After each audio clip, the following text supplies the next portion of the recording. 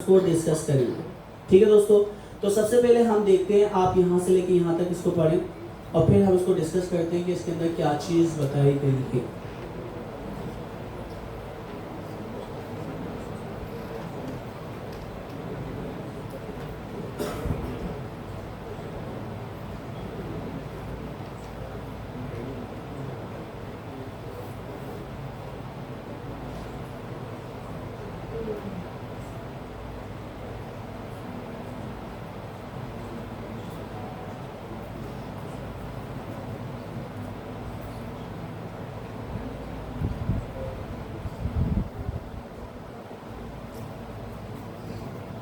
हाँ जी,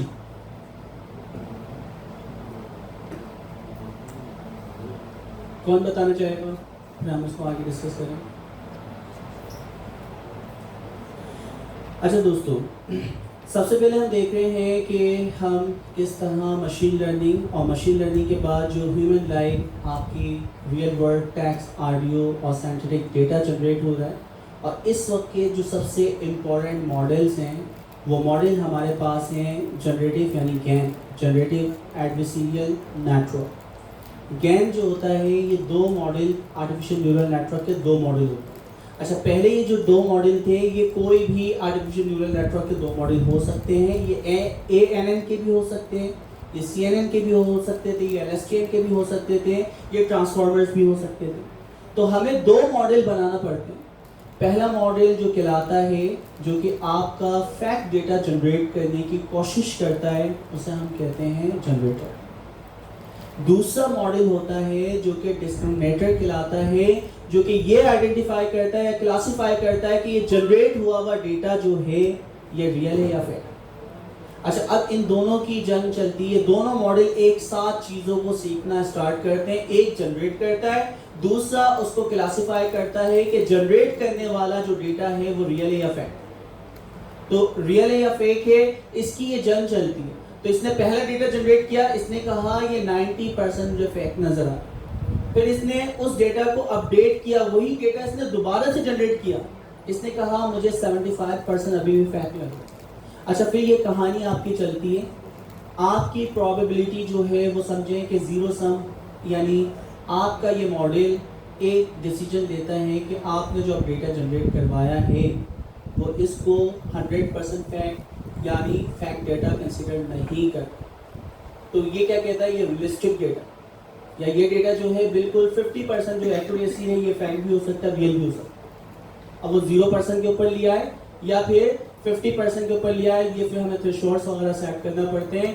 तो अब क्या हो रहा है कि हमारा जो ये डिस्क्रिमिनेटर है ये एक मकाम पे ये डिसाइड करने लग जाता है कि आपका जनरेट हुआ हुआ डेटा फेक नहीं है।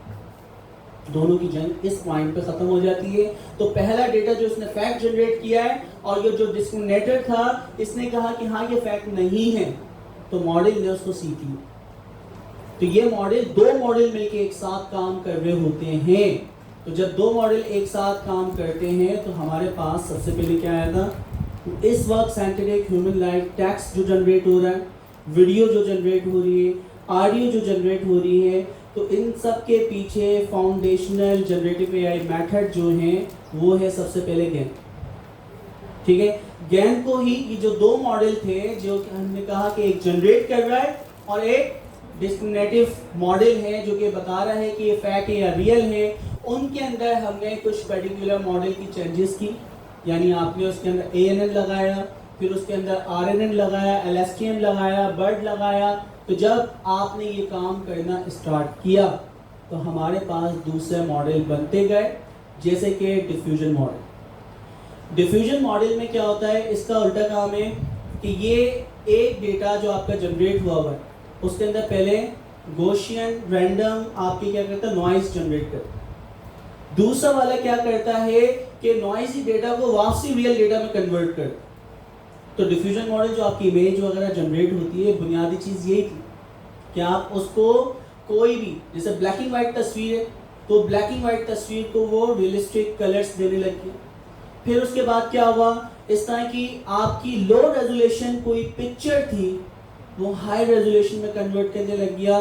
तो इस तरह की कुछ एप्लीकेशन जो है वो शुरू में डिफ्यूजन मॉडल से बनने लगी। इसके अंदर इन्होंने क्या किया कि टेक्सचुअल बेस था और यहाँ पे CNN बेस है, तो वो मॉडल के ऊपर डिपेंड करता है कि आप टेक्स्ट की बेस पे इमेज जनरेट करवा रहे हो या इमेज की बेस पे टेक्स्ट जनरेट करवा रहे हो। तो डिफ्यूजन मॉडल जो है, जो कंप्यूटर विजन के साथ बहुत अच्छा परफॉर्म करता है, तो डिफ्यूजन मॉडल इस तरह काम करे। फिर उसके बाद नेक्स्ट वाला क्या था, एंड ट्रांसफॉर्मर्स। तो ट्रांसफॉर्मर्स के साथ यानी हर चीज़ का दूसरे चीज़ के साथ क्या कनेक्शन हो रहा है, सेल्फ अटेंशन किसे देनी है, तो इन दोनों तीनों की कम्बिनेशन हमारे पास हुई। तो ये हमें बताना चाह रहा है कि इस चैप्टर में हम रियल वर्ल्ड एप्लीकेशंस वगैरह को डिस्कस करने वाले हैं और किस तरह हमने मशीन लर्निंग के जो अच्छी सारी की सारी चीज़ें आर्टिफिशियल इंटेलिजेंस में मशीन लर्निंग, और मशीन लर्निंग में क्या है आपकी डीप लर्निंग, और डीप लर्निंग में है जनरेटिव एआई। तो यहाँ पे ये सारी चीज़ें मैं कहूँ कि ब्रॉड पर्सपेक्टिव से अगर हम देखें तो ये एआई, और थोड़ा सा इसको नैरो डाउन करते हैं तो मशीन लर्निंग, और नैरो डाउन करते हैं तो डीप लर्निंग, और नैरो डाउन करें तो जनरेटिव एआई। ठीक है, तो यहाँ पे इन्होंने मशीन लर्निंग पैराडाइम से किस तरह हमने कॉम्प्लेक्स रिलेशन वगैरह सीखे, और साइंटिफिक डेटा जो जनरेट अब हम कर रहे हैं, तो यहाँ तक पहुँचने की जो एल्गोरिथम है, फाउंडेशन मॉडल जनरेटिव एआई के, वो ये चार हैं। गैन को बताया, डिफ्यूजन मॉडल्स को बताया, ट्रांसफॉर्मर्स को बताया। ठीक है, तो इसके ज़रिए हम रियल वर्ल्ड एप्लीकेशंस बनाने की कोशिश कर रहे हैं।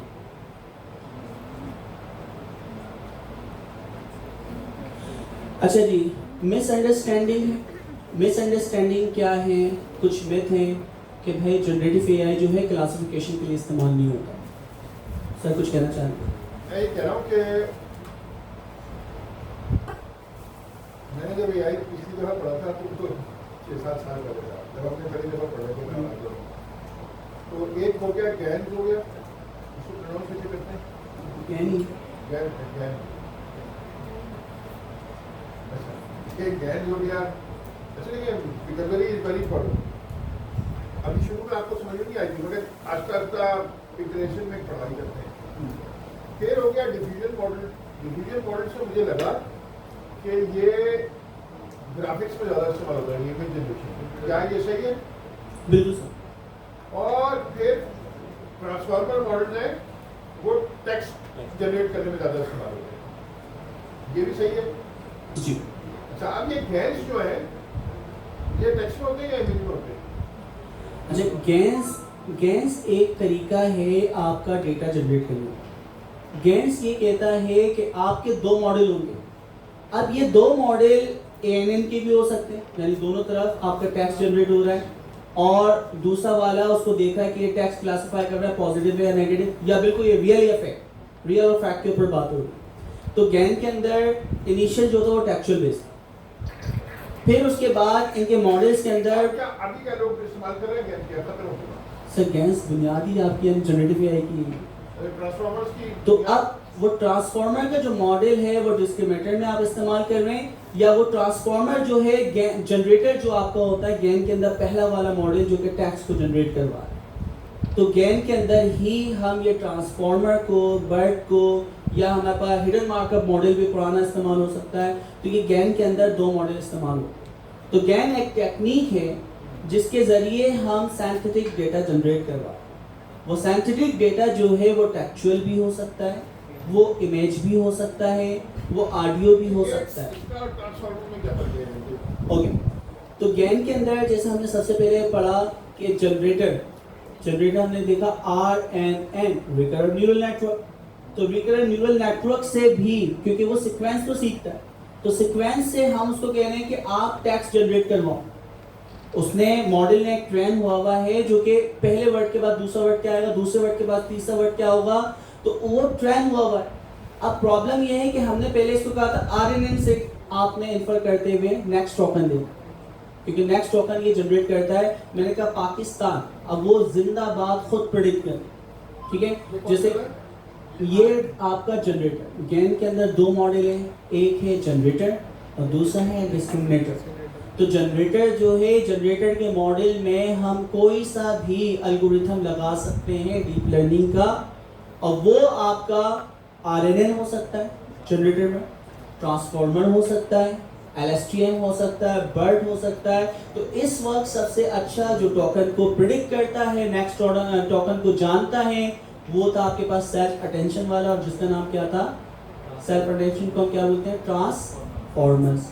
तो ट्रांसफॉर्मर्स जो है सर, वो आपके जनरेटर के अंदर हमें लगा, और डिस्क्रिमिनेटर के अंदर भी अब ट्रांसफॉर्मर बेस्ड ही चीज़ों को आइडेंटिफाई करें कि ये पॉजिटिव है या नेगेटिव। तो दोनों तरफ सैम मॉडल भी हो सकते हैं। 10% आ गया इसमें। आस्ता-आस्ता आ जाएगा। अच्छा जी, हम अपनी लैंग्वेज में, टीचिंग लैंग्वेज में जब बच्चों से कोई सवाल करते हैं तो भाई इसका जवाब है, तो कुछ बच्चे जो है वो बुक की बात बताते हैं, कोई इसमें स्टडी की बात बताते हैं, तो हम उनको एक थॉट प्रोसेस से गुजारते हैं कि अच्छा ऐसे सोचो, ऐसे सोचो। तो जब वो सोच कर अपने फैक्ट्स और अपने एक्सपीरियंस के बिना पर जवाब देते हैं, कि दिस इज जनरेटिव आंसर, आप समझ रहे हैं ना? तो जनरेटिव आंसर यकीनन वो होगा, उससे फैक्ट की बुनियाद पर नहीं होगा, बल्कि उससे आगे की चीज़ होगी, जो कई लोगों के एक्सपीरियंस और फैक्ट्स को मिला के वो नई चीज़ प्रिडिक्ट करेगा, that is generative, otherwise that is factual. अच्छा देखिए, हम मशीन लर्निंग ट्रांजिशनल जो थी, जिसे यहाँ पे कह रहा है डिस्क्रिमिनेटिव, रैंडम जनरेट करना है। मैं इसी चीज़ का जनरेटिव एआई क्यों कह रहे हैं? क्योंकि ये जनरेट कर, इसका आंसर जो जनरेट होता है वो कभी भी सेम नहीं होता, ठीक है?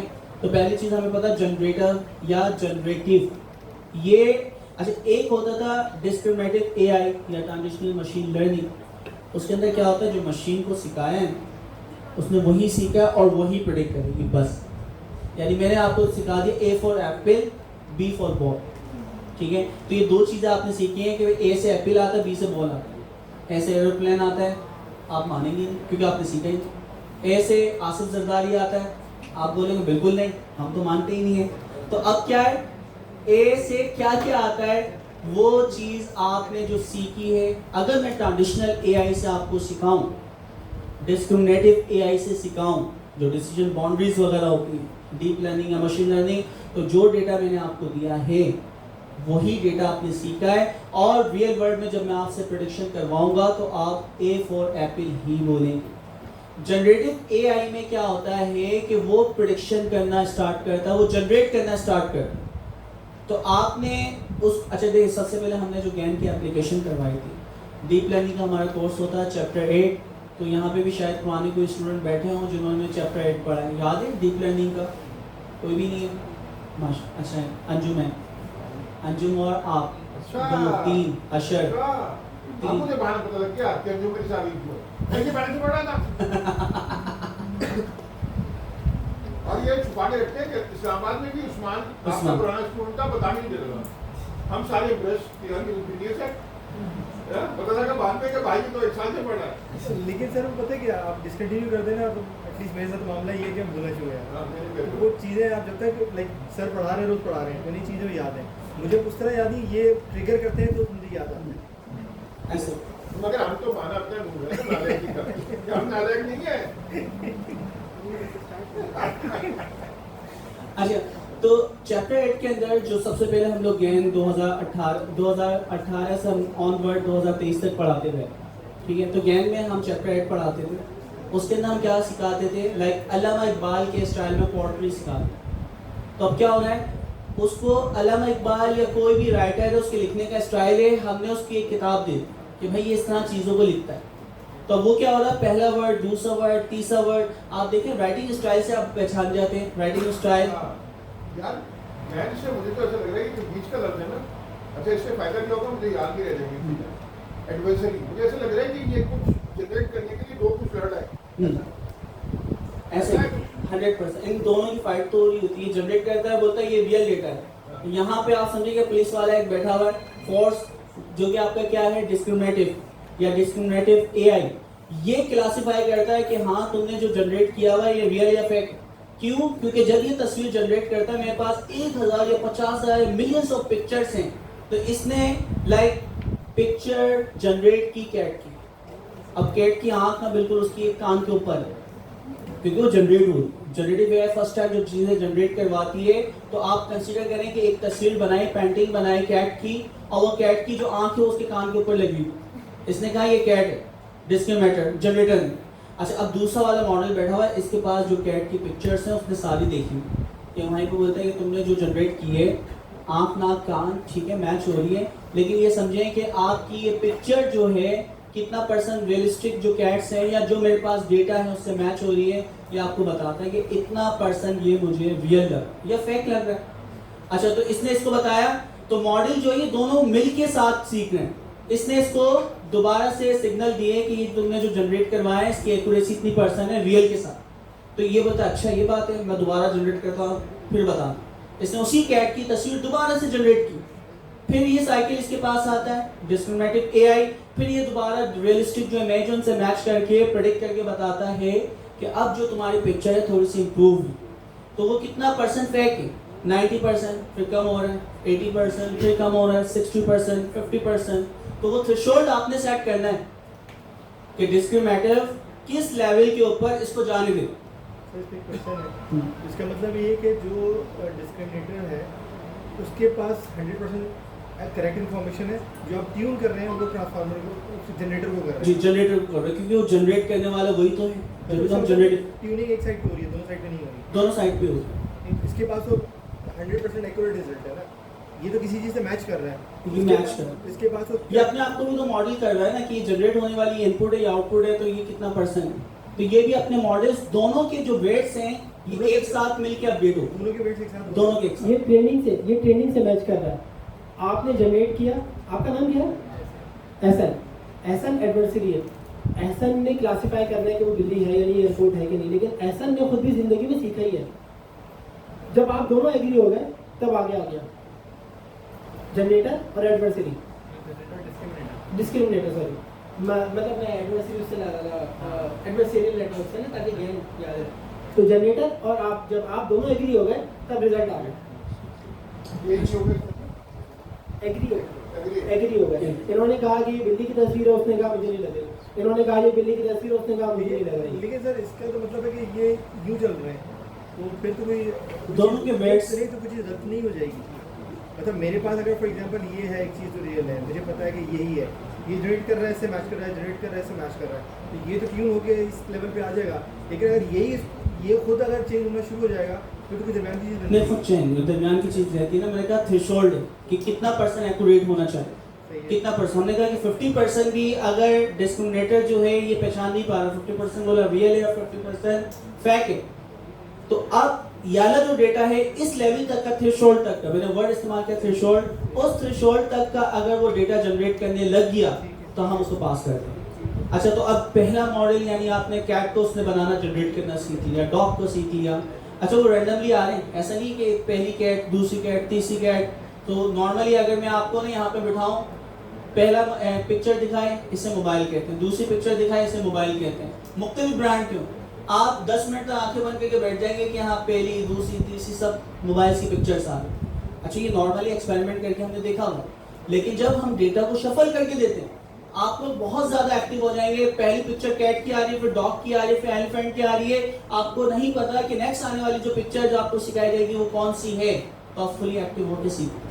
तो इस वजह से जब हम डेटा को ट्रेनिंग के लिए देते हैं तो हम डेटा को क्या करते हैं, शफल करते हैं। शफल का मतलब क्या है, जैसे आप वो कमेटी की पर्चियां डाल के उसको हिला के देखते हैं, ठीक है, तो उनके सीक्वेंस किसी को नहीं पता कि कौन सी चीज क्या है, तो वो चीज कहाँ पे है वो आपको नहीं पता कि नंबर 1 पे क्या है, नंबर 2 पे क्या है, तो डेटा को हम शफल करते हैं। तो शफल से बेतहाशा फायदे होते हैं। आप कुछ क्वेश्चन करना चाह रहे थे, हैंड रेज किया था जी।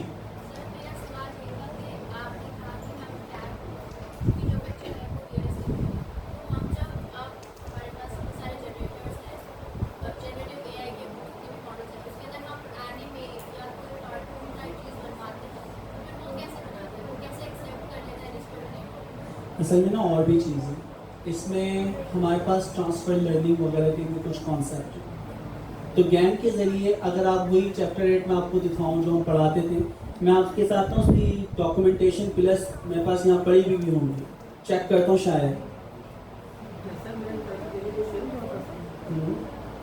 आप जवाब दें। आपका नाम क्या है? अस्मा। आपके बराबर में जो बैठी है आपका नाम क्या है? हामिदा। ठीक है अस्मा, आप है जनरेटर, हामिदा है एडवर्सरी या फिर डिस्क्रिमिनेटर। आप दोनों की ट्रेनिंग डिफरेंट तरीके से हुई है। आपकी जो ट्रेनिंग हुई है, आपको दिए गए बहुत सारे इमेजेस, सबके साथ था टैग।